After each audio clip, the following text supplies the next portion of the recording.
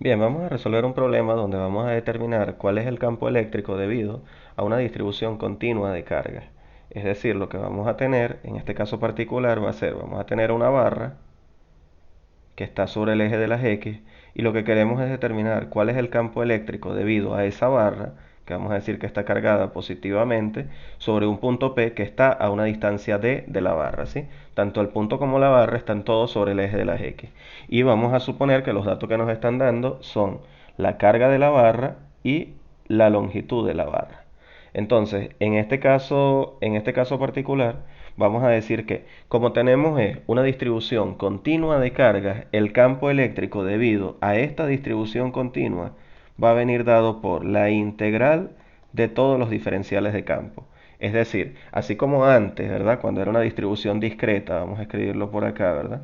Cuando era una distribución de cargas puntuales, supongamos que aquí teníamos una carga Q1, aquí teníamos una carga Q2 y este era el punto donde queríamos conocer el campo eléctrico, pues en este caso simplemente decíamos que el campo iba a ser la suma del campo debido a la carga 1 más el campo debido a la carga 2. Pero en este caso no podríamos hacer esto porque como esta línea estaría formada por infinitos puntos, tendríamos que sumar pues campo de 1 más campo de 2 más campo de 3 infinitas veces. Como eso no se puede hacer, lo que hacemos es una suma continua, es decir, lo que hacemos es una integral, ¿ok? Entonces, si queremos el campo, tenemos que conseguir los diferenciales de campo para posteriormente integrarlo. Es decir, vamos a buscar el campo que produce un elemento diferencial de la figura. Es decir, vamos a tomar a un diferencial de la figura, supongamos tomamos a este elemento, ¿verdad? Y vamos a ver cuál es el campo que ese elemento genera. Si la barra está cargada positivamente, ustedes saben que las cargas positivas generan campo hacia afuera, las cargas negativas generan campo hacia adentro. Entonces, como esto es positivo, el campo que genera esto va a ser hacia afuera, es decir, hacia la derecha. Y vamos a decir que el diferencial de campo que genera este elemento diferencial de la figura va a ser la K, la constante de Coulomb, por el diferencial de carga que tenga ese elemento entre R cuadrado por R unitario. Perfecto. Entonces, K pues es una constante, sabemos que K vale 9 por 10 a la 9, por eso no tenemos problemas, ¿verdad? dQ es el elemento diferencial de carga y R es la distancia que hay desde el diferencial hasta el punto, es decir, sería esta distancia. Muy bien. Entonces, si sustituimos, ¿verdad? Lo que nos va a quedar va a ser lo siguiente. Vamos a tener que R, pues en este caso, como todo está sobre el eje de las X, R va a ser X, ¿ok? Entonces, R cuadrado lo vamos a sustituir por X cuadrado. ¿Qué vamos a sustituir después?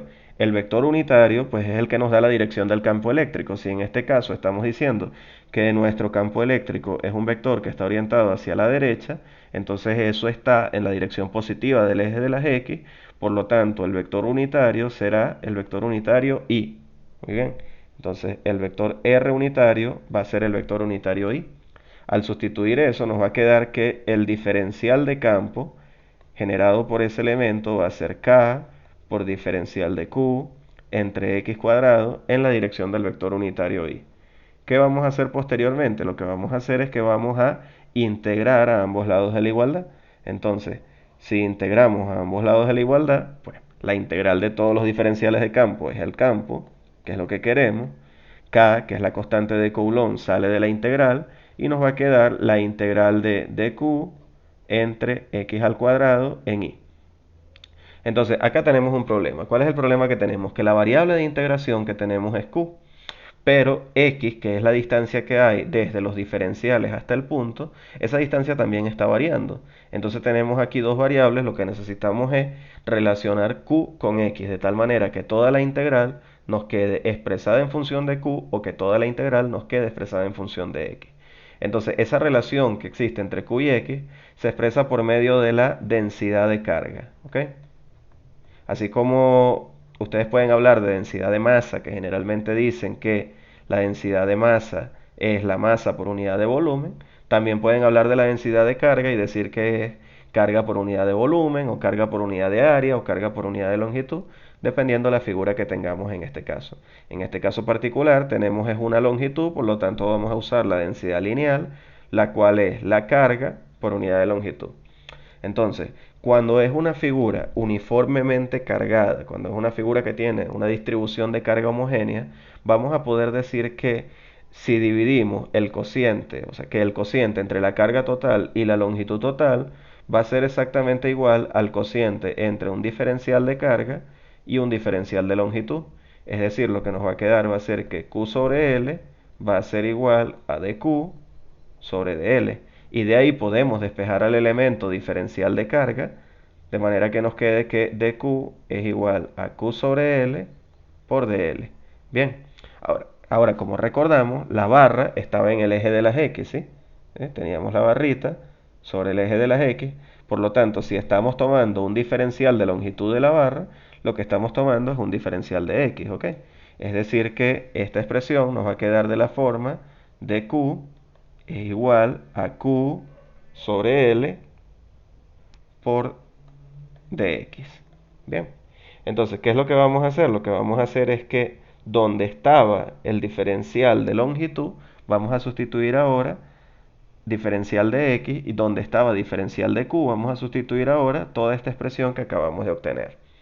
Entonces, ¿cómo nos irá quedando la integral? La integral nos irá quedando que el campo va a ser igual a k por la integral de q, donde dq es q sobre l por dx, entre r cuadrado, donde r cuadrado es x cuadrado, en la dirección del vector unitario y. Bien, entonces en este caso lo que haremos es que q y l son dos constantes que podemos sacar de la integral. Bien, y nos va a quedar k por q sobre l por la integral de dx entre x cuadrado en y. ¿Ven? Llegamos a lo que queríamos, que era tener una integral donde toda la integral nos quedara expresada en función de x, o toda la integral nos quedara expresada en función de q, es decir, que toda la integral nos quedara expresada en función de una sola variable. Ahora, como x es la variable, miremos nuevamente la figura original y veamos de dónde a dónde varía x. Si notamos que x estamos diciendo que es la distancia que hay desde un elemento diferencial de la figura hasta el punto P. Es decir, que el menor valor que va a tener la distancia x va a ser esta distancia d, ¿ok? Que es la distancia que habría desde este diferencial hasta el punto P, ¿sí? Por lo tanto, el límite inferior de la integral va a ser d.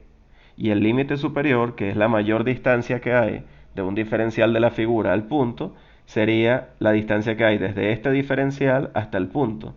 Si de acá cae d y de acá cae l, la distancia completa sería d más l. Por lo tanto, el límite superior de la integral va a ser d más l. Bien, entonces una vez que ya tenemos eso, lo que tenemos es que resolver la integral y evaluar en los límites que hemos establecido. Entonces, el campo eléctrico en ese punto P va a venir dado por K por Q sobre L por la integral de dx entre x cuadrado es menos 1 sobre x, y eso lo evaluamos desde D hasta D más L, y eso está en la dirección del vector unitario Y. Al evaluar esta integral, lo que nos va a quedar va a ser que el campo eléctrico va a ser K por Q sobre L por, evaluando la integral, aquí nos quedará menos 1 sobre D más L, y luego este menos con el menos de la integral definida nos quedará más 1 sobre D. ¿Sí? Resolvemos esta suma de fracciones, ¿sí? Simplificamos, no olvidemos que esto estaba en la dirección del vector unitario Y, entonces nos irá quedando K por Q entre L por menos D más D más L entre D por D más L, resolviéndolo como una suma de quebrados, ¿sí? En la dirección del vector unitario Y. ¿Qué nos va quedando entonces? Nos va quedando que el campo eléctrico va a ser K por Q entre L por este menos D se va con este más D, y nos queda L sobre D por D más L en I. L se va con L, y por último obtenemos que el campo eléctrico va a ser K por Q entre D por D más L en I. Bien, y ese sería el resultado, ¿ok? Noten que es importante ver, muchas veces no, en este tipo de problemas, en este problema nos dicen, compruebe que cuando el punto está muy alejado, el resultado que obtenemos es el campo debido a una carga puntual. Bueno, y vean que eso se sustituiría a cabe. Si el punto está muy alejado, lo que se cumple es que la distancia d es muchísimo mayor que l. Por lo tanto, la suma de d más l va a ser aproximadamente igual a d. Despreciamos ese término.